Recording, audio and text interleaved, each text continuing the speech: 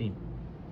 आता आपल्याला वाजवायचं 10. 10 वाजवताना ग आणि ता दोन्ही एकत्र सेम टाइमला वाजले पाहिजे. सो 10 दोन्ही एकत्र वाजले पाहिजे. तो गा लेट नाही झाला पाहिजे किंवा तागे नाही झाला पाहिजे. ते एकत्रच वाजणार. तो 10 पखवाजवर असा 10 आणि तबल्यावरचा हा ना आणि घे एकत्र वाजून 10 होतो.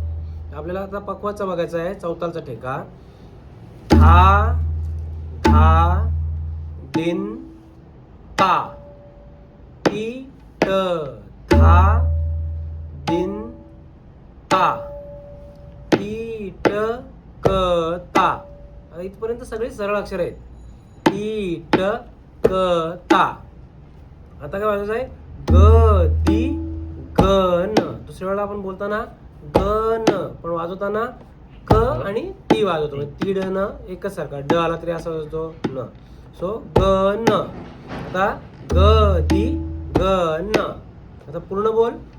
धा धा दिन ता टी ट धा दिन ता टी ट क ता ग दी ग न.